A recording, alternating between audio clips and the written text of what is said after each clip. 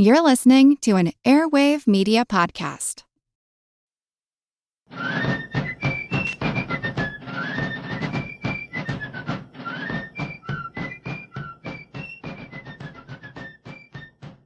Hello, and thank you for joining the American Revolution.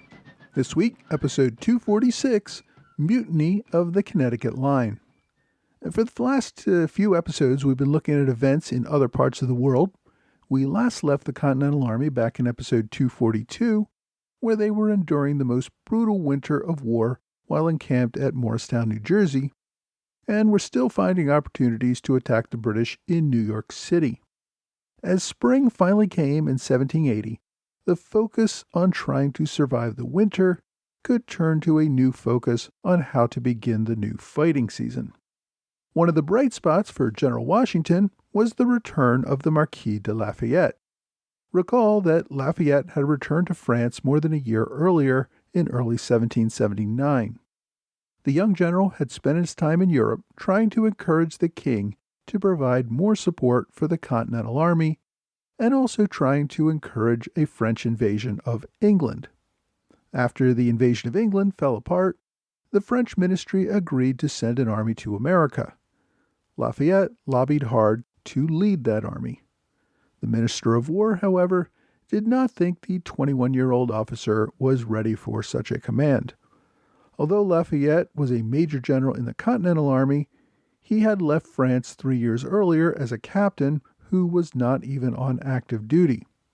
Now, his success in America had permitted him to purchase a colonelcy in the King's Dragoons at the cost of 80,000 livres. This also put him back on the active list for the French army. Even so, the young colonel's youth and inexperience was not sufficient for France to entrust him with the command of a 6,000-man army. Instead, that honor went to General Jean-Baptiste Donatien de Vermeuil, better known as the Comte de Rochambeau. Now, I'll get into more details about Rochambeau in a future episode, but the man had been a general in the French army since before Lafayette was born. Rather than making Lafayette an aide to Rochambeau, the ministry directed Lafayette to return to the Continental Army. There, he could be of service by helping coordinate actions between the Continental and French armies. Lafayette was a bit disappointed over not receiving command of this French army, although even he must have seen that as a reach. Instead, he requested that it be made public that he had requested to return to America to rejoin the Continentals. It would seem more honorable if it was his idea. Lafayette once again put on his Continental uniform. Unlike his last departure for America, when he had to sneak out of the country against the wishes of the king, this time he visited Versailles and received the king's best wishes with his mission. The king even gave him a personal note to deliver to General Washington, informing General Washington that the French army would be arriving soon on American shores.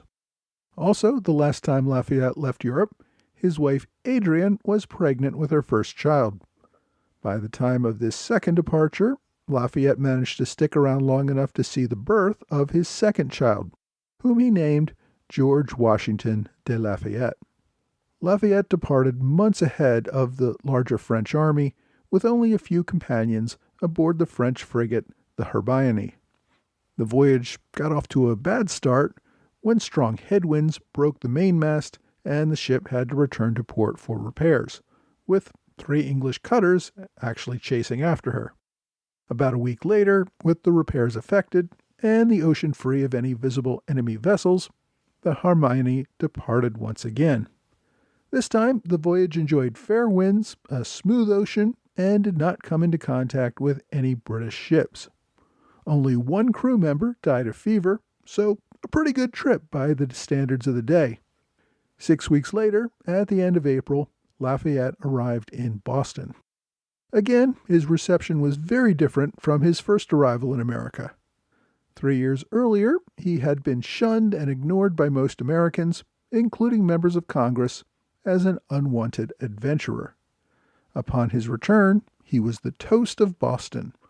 Congressman Samuel Adams and Governor John Hancock held banquets in his honor. The city celebrated his arrival with fireworks and parades. Even the Congress in Philadelphia passed a resolution celebrating his return. After several days in Boston, Lafayette departed on May 2nd, insisting on getting to General Washington without further delay. Much of the city gathered to celebrate the French hero and escort him out of the city. It took Lafayette more than a week to travel from Boston to the Continental camp at Morristown, New Jersey. Despite clamorous Americans, poor roads, and roving bands of loyalists looking to intercept him, he managed to make the 250-mile ride in about a week, arriving on May 10th.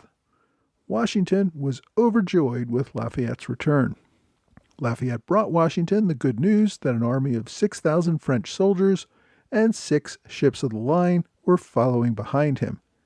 The King of France had ordered the French army to serve as auxiliaries under General Washington's direct command. The Continental Army's leaders spent the next few days making plans on how to use these new reinforcements. The Americans were not sure exactly where the French fleet would arrive and had to send officers to all major ports in order to ensure a proper welcome. They also had the very difficult task of trying to find the necessary food and supplies to feed and house these new French soldiers.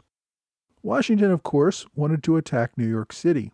He had been eager to return there ever since the British pushed him out in 1776. Now, with the bulk of the British Army down in Charleston, and with the addition of the French Army and, importantly, the French Navy, the chances of recapturing the city had never been better. At the same time, the Americans hoped to have some element of surprise. The British would be well aware that a French army was headed to America, but could only guess at their first target.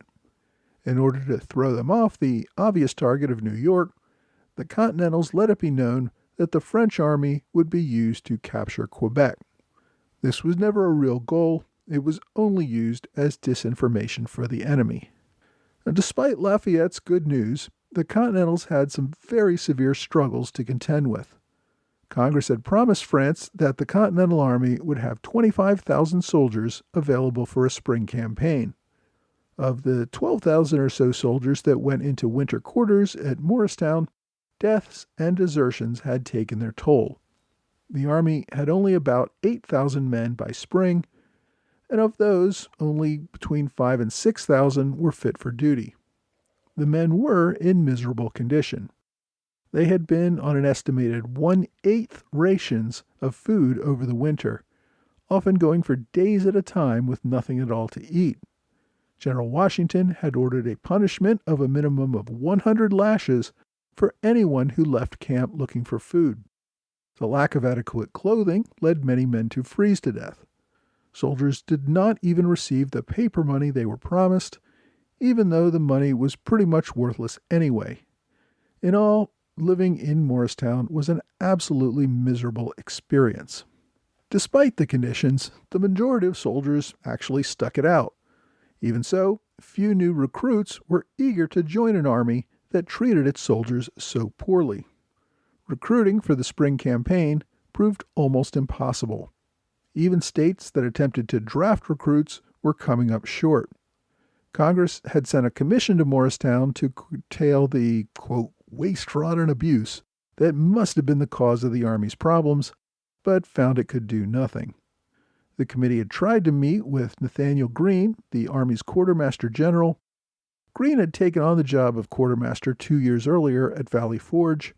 He didn't want the job then, and only took it at the pleading of George Washington, who needed someone loyal and capable to take over at the height of the Conway Cabal. Greene did his duty, but continually complained that he wanted to be a line officer and return to a field command. When the Congressional Committee came to Morristown, the quartermaster department was a primary focus of their attention. The committee seemed to think that the problem feeding the Army was not that farmers were doing everything possible to avoid accepting worthless paper Continental dollars at face value for their food, but rather that the Quartermaster Corps had too many men on the payroll and that they were probably corrupt. The department was spending over $400,000 per month and had hired more than 3,000 men to supply the Army with its necessities. Congress believed that they could find some fat to cut there. Although Congress had cleared Greene of any impropriety in several prior investigations, delegates figured that some of his underlings were up to no good. General Greene refused even to meet with the committee at Morristown unless they were willing to address the larger problems that existed. He was not going to participate in some pointless attempt to look for corruption within his department if the committee was unwilling to look at the actual problem of farmers wanting real compensation for the food they provided. A few months later, based on the committee's investigation, Congress ended up reforming the Quartermaster Corps and cutting the jobs of most of the purchasing agents. This caused General Greene to fire off a resignation letter comparing Congress to officials in London.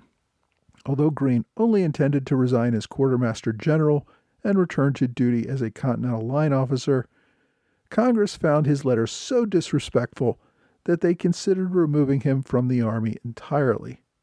It was only the efforts of General Washington that Congress was dissuaded from this course of action. Meanwhile, the soldiers continued to die from cold, hunger, and disease under terrible conditions. Even in the spring, when it got a little warmer, the deaths continued. In April, before Lafayette's arrival, French Minister Luzerne and the unofficial Spanish Minister Don Juan de Morales came to Morristown to consult with Washington and to see conditions for themselves.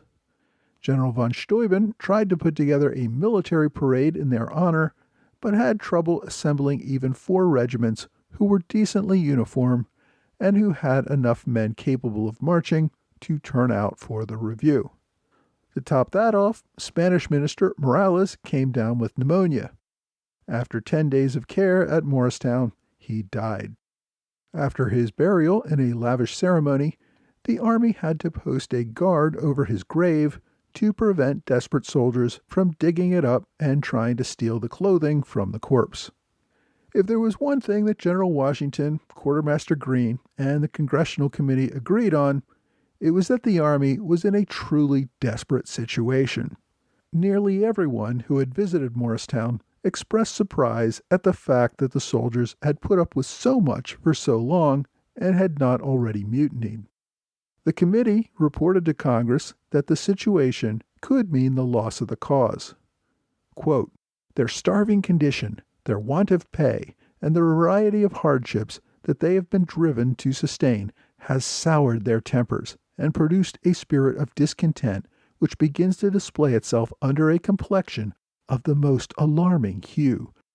If this spirit should fully establish itself, it must be productive of some violent convulsion, infinitely to our prejudice at home and abroad, as it would evince a want of means or a want of wisdom to apply them, either of which must bring our cause into discredit and draw in its train consequences of a nature too serious to be contemplated without the deepest anxiety." In other words, if the soldiers mutinied, it would make Congress look completely incompetent or incapable of waging war, and our foreign allies, particularly France, might not be interested in continuing with this mess. The suffering and deprivation was universal throughout the Army. The soldiers' frustration finally exploded on the evening of May 25th. A detachment from the Continental Regiment spent the morning digging graves for 11 fellow soldiers who were scheduled to be executed the following day. This duty had no doubt put the men in a fouler mood than usual. That evening, they began wandering across the parade grounds, talking back at officers and refusing to do any orders. A frustrated officer called one of the men a mutinous dog. The man shouted to his fellow soldiers, "Who will parade with me?" The 2 Connecticut regiments fell in, shouldered arms, and just marched out of camp, presumably headed for home, or perhaps another part of the line where they could gather more mutineers. They ignored the screams of officers to halt or turn back.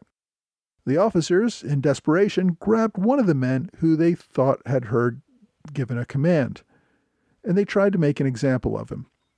But the officers were forced to back off when several of the man's comrades pointed their bayonets at the officers. The officers attempted a mix of threats and enticements of food to get the soldiers to stand down, but these men had had it. They had refused. Lieutenant Colonel John Sumner appeared and ordered the men to shoulder arms. The men stood silently and ignored the order as Colonel Sumner launched into a stream of invectives. Finally frustrated, he simply walked off the field. The brigade commander, Returned Jonathan Meigs, who I've mentioned several times before, he led a lot of daring raids against the British, also attempted to get these mutineers to stand down. Although he was a popular commander in the Connecticut line, he threatened to force the issue. One account says a soldier struck him.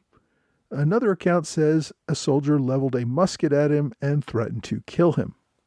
Other officers attempted to assemble a Pennsylvania regiment to prevent the mutinous Connecticut Continental soldiers from leaving. However, after the Pennsylvanians learned of the purpose of the mission, the officer heard mutterings that perhaps they should join their comrades from Connecticut. In the end, the officers sent the Pennsylvania soldiers back to their quarters, lest they decide to join the mutiny rather than put it down. Later, one of the Pennsylvania officers went on his own to approach the mutinous Connecticut soldiers. Rather than bark orders at them, he simply asked the men what their issues were and why they had not gone to their officers. The men laughed at him because, of course, they'd gone to their officers many times in the past and got no answer. But Stuart continued, pointing out that the officers were suffering as much as the men, that the officers were hungry too. He went on to say that their conduct was only doing injury to their own characters. Quote, "You Connecticut troops have won immortal honor to yourselves this winter past by our perseverance, patience, and bravery, and now you are shaking it off with your heels." This appeal to their honor had some impact on the soldiers. They had cooled off enough that they agreed to return to camp. No one was ever prosecuted over the incident, and according to one of the soldiers, Private Joseph Plum Martin, whose narrative we have to thank for the most detailed description of this incident, he noted for the next few weeks that they had no cause to complain about the amount of food that the regiment received. Washington also commuted the sentences of 10 of the 11 men who had been condemned to die the following day. Washington used the incident to appeal once again to Congress for more support for the Army, saying that the mutiny had, quote, "given me infinitely more concern than anything that has ever happened." Washington also wrote to Pennsylvania President Joseph Reed, saying that if Pennsylvania did not provide everything the Army needed, it could undertake nothing. Washington knew that French reinforcements were expected any day to meet up with an army of 25,000 Continental soldiers who were well disciplined and with the resources necessary to begin the campaign that would hopefully end this war. But that spring, on the eve of the arrival of the French army, Washington would have been lucky to be able to field 10,000 soldiers in the northern department, and even those he could not feed, clothe, and arm properly. In his letter to Pennsylvania President Reed, Washington asserted that, quote, "in modern wars, the longest purse must chiefly determine the event. I fear that of the enemy will be found to be so. Though the government is deeply in debt, and of course poor, the nation is rich, and their riches afford a fund which will not easily be exhausted." In other words, battlefield victories would not decide who would win this war. It was the willingness of the people to continue paying the costs of the war longer than the other side was willing to tolerate. To Washington and most others, it appeared that the Continental government was reaching its limit. People were unwilling to supply the soldiers with ammunition, food, clothing, and other supplies necessary to continue the war. Washington hoped that a final push in 1780 might be enough to break the will of the British to continue pouring British money into this war. America's greatest chance would come with the arrival of the French, but only if the Continental Army could field a force as large and well supplied as it had in previous years, and that was looking increasingly unlikely. Absent a great victory, Washington's unspoken fear seemed to be that the American people had grown weary of the sacrifice and that they might be willing to return to colonial status just to end this ongoing conflict. Once again, Washington could only vent his frustration that he would not have the resources he needed to deliver a crushing blow at the right time. And next week, we head to Charleston, where the British will deliver a crushing blow of their own against the Continental Army's Southern Department.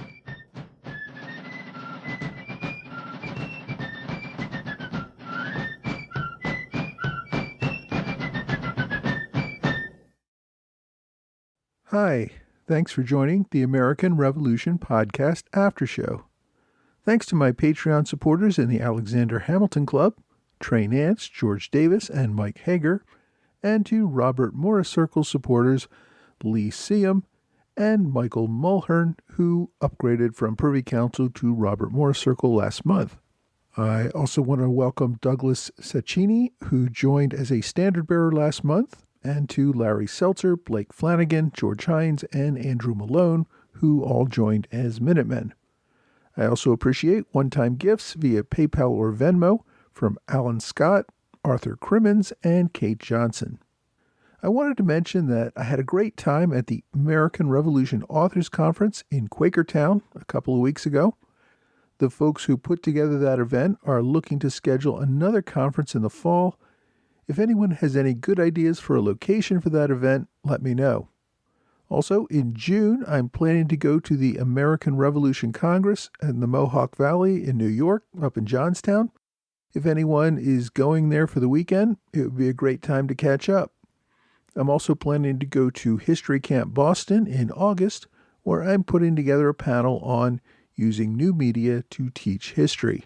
Hope to see some of you there. This week, we looked at the Continental Army in the spring of 1780. They were emerging from the worst winter of the war. The lack of food and supplies were really taking a toll. Now, when we look at these events from our modern perspective, I think it's shocking to see how little support the country gave its soldiers. We're used to a world where we spend a great deal of money to make sure our armed forces have everything they need. We sometimes forget, I guess, how much poorer the world was before the Industrial Revolution.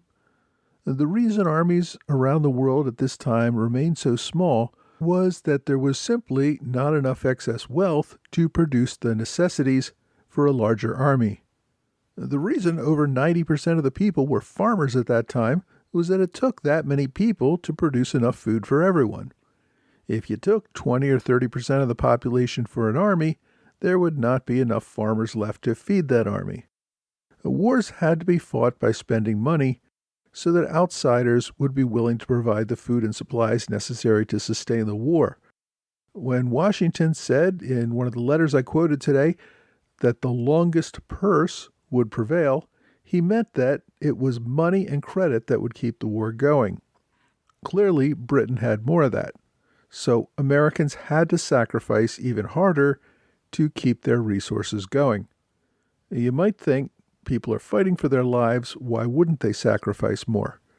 The reality, though, is that when people had suffered so much for so many years, they began to think, well, maybe living under the old colonial government wasn't so bad. This misery that we're experiencing right now might never end, and paying a few extra taxes pale in comparison to the suffering that the war has brought on us. That is how tyrannical governments prevail. It's not that people like living under tyrants. It's that people believe it's their best option compared to the misery that they would experience otherwise. Now, in this case, Congress could not get the states to meet their requisitions. States could not get the people to give up more of their food, labor, and soldiers through taxes or recruitment. Everyone knew that more was needed, but expected others to step up and meet that need. And again, that's why tyranny sometimes prevails. That is why people gave into the allure that monarchy could be the only effective form of government.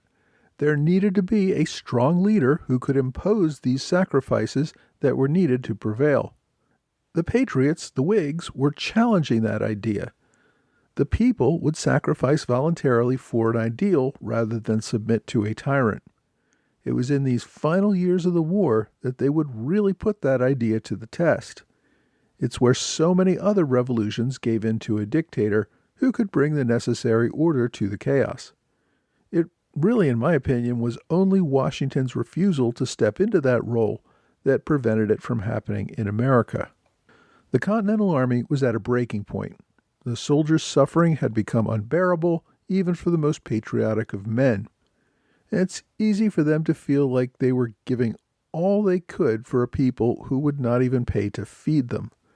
In a sense, I guess it's hard to understand why there was not more mutiny and desertions. It really is a testament to the soldiers that they endured these sufferings and continued on, in the belief that their sacrifices would eventually bring benefit, if not to themselves, but to their families and children.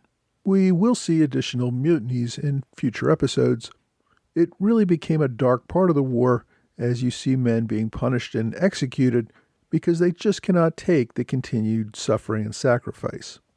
One of the things that gave Americans hope that this suffering would not last forever was the French alliance. The return of Lafayette and the promise of an army did restore some hope. The Continentals were never able to capture New York because it was surrounded by water controlled by the British Navy. If the French Navy could capture those waters, the Continentals might have a chance of retaking New York City. That certainly was Washington's hope, and we'll see how that unfolds in future episodes. But the Franco-American relationship was personified in the bond that formed between Washington and Lafayette. The whole reason that the Continentals had entrusted such a young and inexperienced officer with such an important command within the Continental Army was because they thought it would help cement the French alliance. That was a gamble, and it did pay off. It's hard to underestimate the role that Lafayette played in bringing about French assistance. He had worked closely with Benjamin Franklin to lobby Versailles for support during the time he was back in Europe. If Lafayette and Washington had not formed such a close bond, that support might never have come. That brings me to this week's book recommendation, Adopted Son, Washington, Lafayette, and the Friendship That Saved the Revolution, by David Clary. Now, this 2007 book takes a close look at the relationship the two men built during the American Revolution and afterwards. The author, Clary, has written a number of books and was also the chief historian for the U.S. Forest Service. Some have criticized this book for focusing too much on the quasi-father-son relationship between Washington and Lafayette. The two men did refer to each other in that way, but I don't think it detracts from the important international and political importance of that relationship. In any event, if you want to read more about it, pick up a copy of Adopted Son. My online recommendation is an article in the Revolutionary War Journal called Hatter to Hero, American Revolution Colonel Jonathan Meigs' Incredible Story by Harry Shenewolf. I only mentioned Meigs in passing in this episode about his efforts to stop the Connecticut Mutiny, but his contribution to the war overall is an interesting one and one that is overlooked. So, if you get a chance, check out the Revolutionary War Journal article. Links, as always, are on my blog at blog.amrevpodcast.com. My question this week asks, in the American Revolution, the Patriot cause was supported by France, Spain, and the Netherlands. Why is France's contribution remembered/celebrated so much more than the Spanish and Dutch?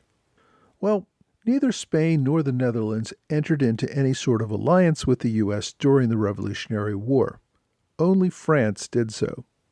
Neither Spain nor the Netherlands ever sent any ships or soldiers to fight alongside the Americans, as France did. Spain and Dutch officers did not volunteer to join the Continental Army, as many French officers did. As we'll see in these final years of the war, French involvement became much more direct and critical to the ultimate success. Spain and the Netherlands certainly indirectly benefited the American cause, but they never sent those armies to fight alongside the Continentals, so there really was never that tight bond like there was with France. Spain and the Netherlands remained neutral. They did provide some financial assistance, and as I said, their fighting with the British indirectly benefited the American cause, but neither country went so far as France to fight for American independence. That is why Americans look to France as their first ally.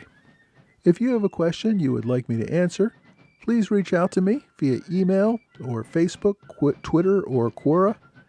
I will try to answer your questions. Well, that's all for this week. Please join me again next time for another American Revolution podcast.